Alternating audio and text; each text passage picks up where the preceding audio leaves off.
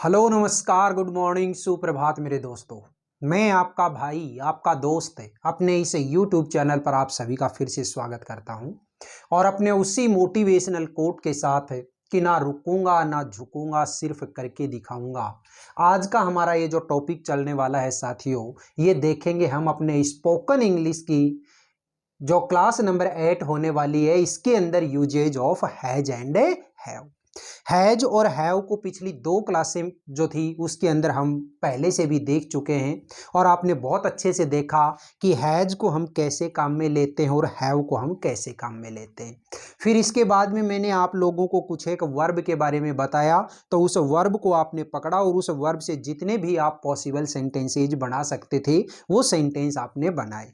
आज की इस क्लास में हम एक तो देखने वाले हैं कि जब हैज या हैव से कोई क्वेश्चन आपको दे दिया जाए तो आप उस आंसर को किस तरीके से क्रिएट करेंगे, आप उस आंसर को कैसे देंगे, वो चीज़ आपको यहाँ पे मैं सिखाऊंगा। और दूसरी चीज़, अब इस हैज और हैव से पहले आपने जो सीखा था, डू डज सीखा, इज एम आर सीखा और फिर ये हैज हैव सीखा, इनके अगर एक साथ सेंटेंस दे दिए जाएं तो फिर आप किस तरीके से सेंटेंस क्रिएट करें, आप पीछे का जो रिवाइज करते हैं या ना करते हैं वो आपको यहाँ पे अभी पता चलेगा। तो देखिएगा, सबसे पहले अपन ने देखा हैज और हैव से शुरू होने वाले क्वेश्चंस। तो देखो पहला क्वेश्चन क्या है दोस्तों, हैव यू टेकन फूड।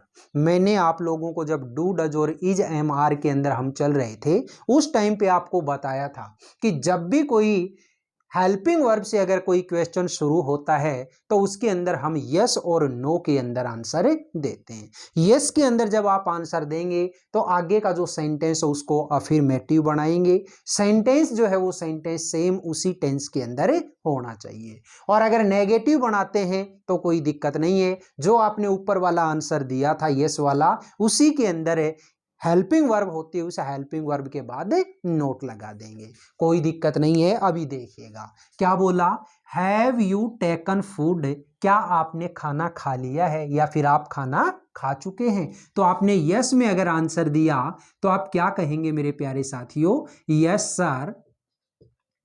अब यहाँ पे ये जो यू है, इस यू को जब यहाँ लेके आओगे तो you will be changed into I. ठीक है, आप जानते हैं फर्स्ट सेकंड पर्सन होता है वो फर्स्ट पर्सन में बदल जाएगा और फर्स्ट पर्सन होता है वो सेकंड पर्सन में बदल जाएगा। तो यू है, you is a second person, it is changed into first person I. यहाँ पे लगाया मैंने आई। अब इस हैव को यहाँ पे लेके आओ तो ये लीजिए have, I have a taken a food, कोई दिक्कत, ये लो।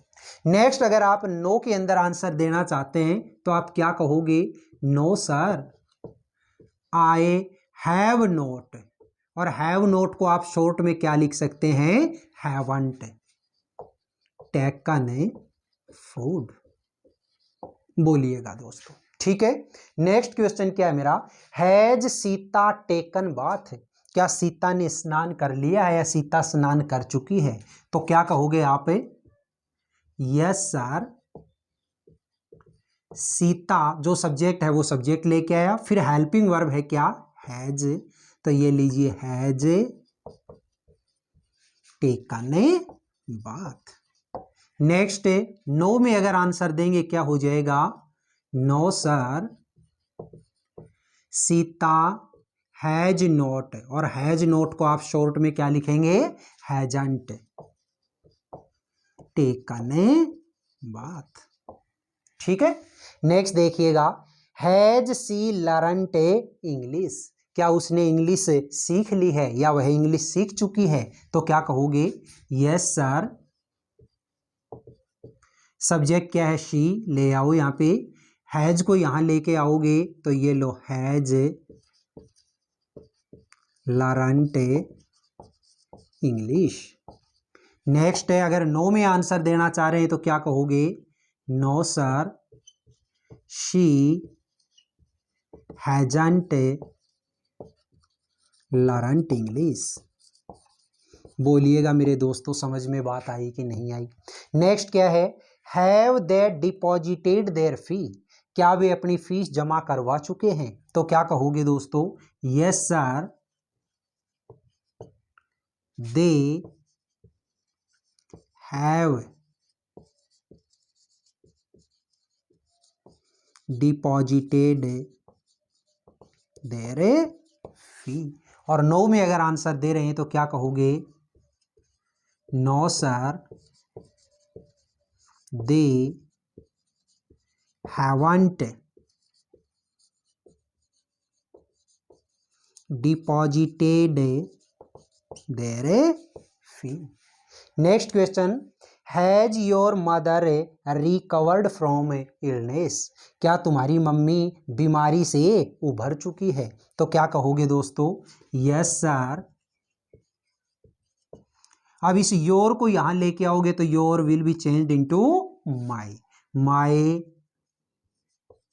मदर, हेल्पिंग वर्ब को यहां लेके आओ, has recovered from a illness. ठीक है। और इसी को अगर आप नो से बनाना चाहोगे क्या कहोगे? No sir, my mother has not यानी कि हैजंट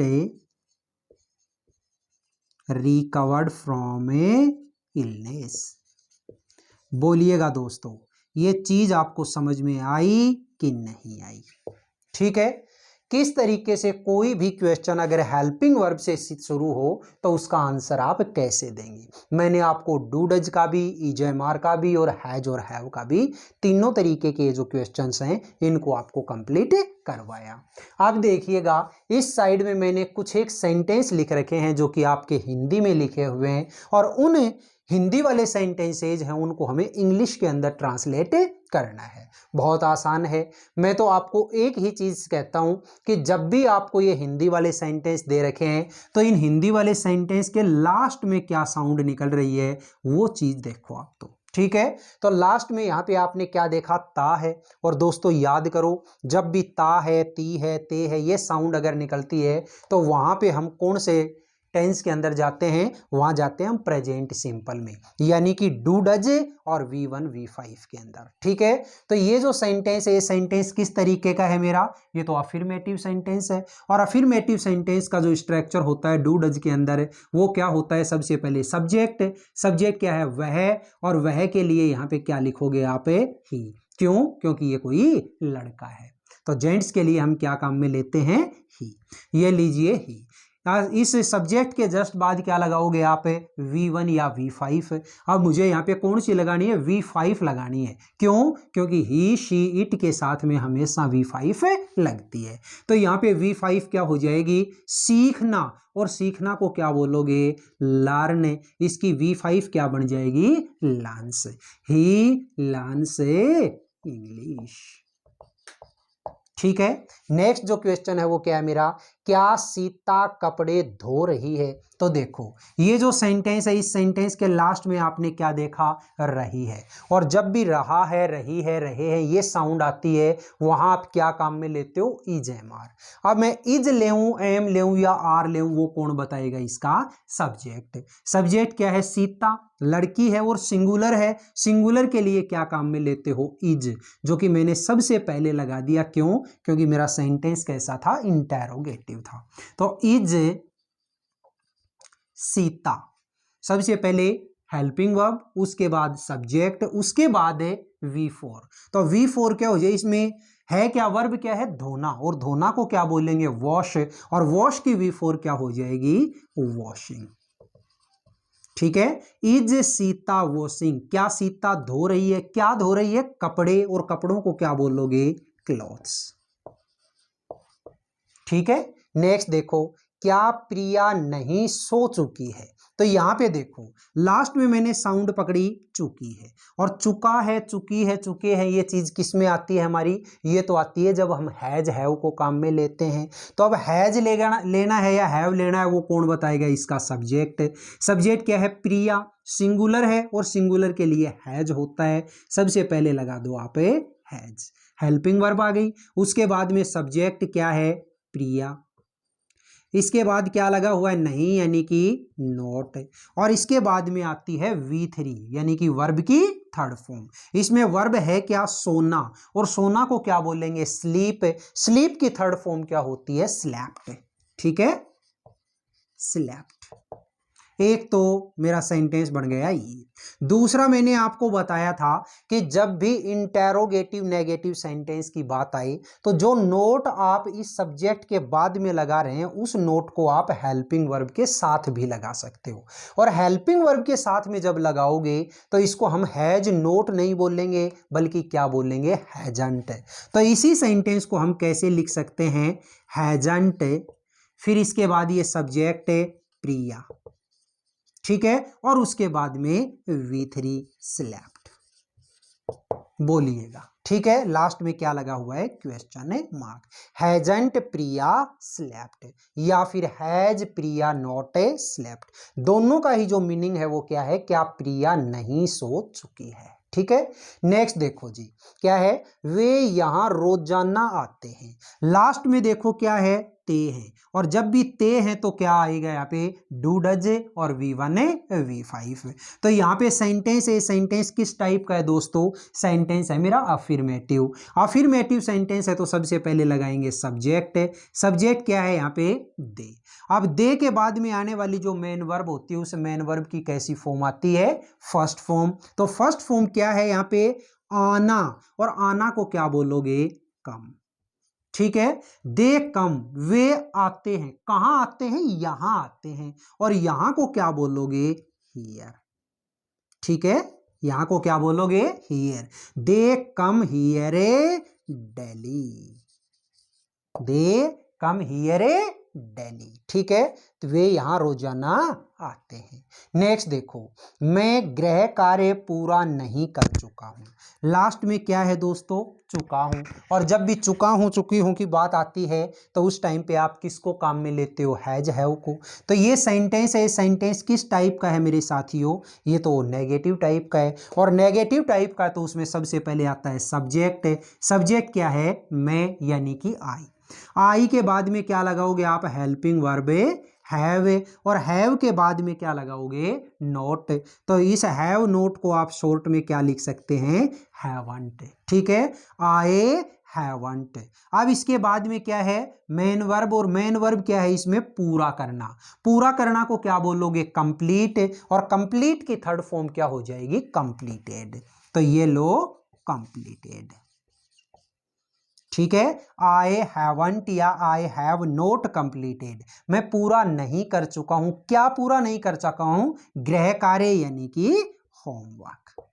ठीक है, I haven't completed homework. Next क्या है, वे आ रहे हैं। लास्ट में देखो क्या है, रहे हैं, तो रहा हूं, रहे हो किसके अंदर आता है, EJMR के अंदर।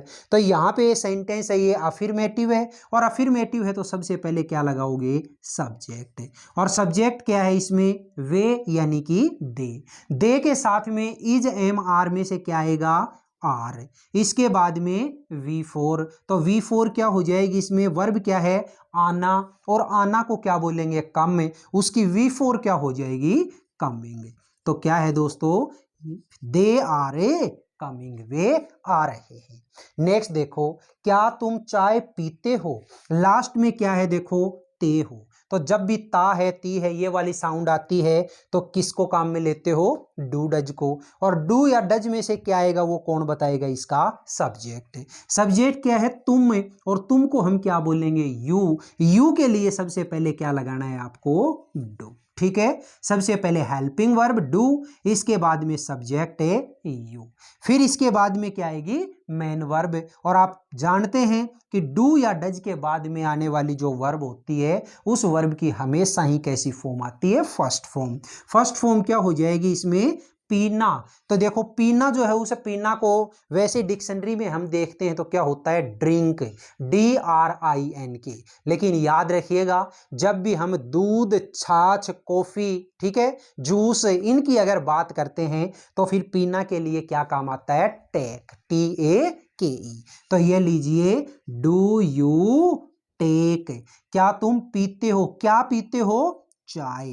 तो ये लो टी, डू यू टेक बोलिएगा मेरे साथियों, मैंने इस साइड के अंदर हैज और हैव से जो क्वेश्चन किस तरीके से आपके बनते हैं, उन क्वेश्चंस को किस तरीके से हम आंसर में कन्वर्ट करें वो चीज़ बताई। और इस साइड के अंदर मैंने पीछे के जितने पोर्शन करवाए थे अपने इस स्पोकन के हिसाब से, अपने इस सेंटेंस मेकिंग के हिसाब से, do does be, is am are be और हैज हैव बी, उन तीनों को मैंने एक साथ मिला करके आपके सामने रखा। ठीक है, अब इसके बाद में अगली जो हमारी क्लास होगी उसके अंदर हम देखेंगे डिड का यूज। बीच में एक बार हैज बीन और हैव बीन है उसको छोड़ेंगे। क्यों? क्योंकि जो हैज बीन हैव बीन वाला है उसको हम आगे वाले जब हैड बीन वाला सीखेंगे, या फिर हम ये कहें शैल हैव बीन और विल हैव बीन सीखेंगे, उस टाइम पे तीनों को एक साथ लेंगे ताकि वो चीज़ अपने अच्छे से क्लियर हो जाए। तो इस क्लास के जस्ट बाद हमारी जो क्लास होगी उसके अंदर हम देखेंगे डिड का यूज। ठीक है दोस्तों, ये क्लास आपको कैसी लगी, कैसा ये वीडियो आपको अच्छा लगा या नहीं लगा वो बताइएगा। अगर ये वीडियो आपको अच्छा लगता है तो आप इस वीडियो को ज़्यादा से ज़्यादा लाइक करें, शेयर करें, कमेंट बॉक्स में कमेंट जरूर किया करें, और अपने इस चैनल को अगर आपने अभी तक सब्सक्राइब नहीं किए तो प्लीज़ इस चैनल को जरूर सब्सक्राइब करिएगा। ठीक है दोस्तों, फिर मिलेंगे अपन अगले वीडियो में, तब तक के लिए आप हंसते रहिए, मुस्कुराते रहिए और बहुत शानदार तरीके से अपने इन क्लासेज का आनंद लेते हुए बहुत अच्छे तरीके से अपनी तैयारी कीजिएगा। All the best, see you again next time.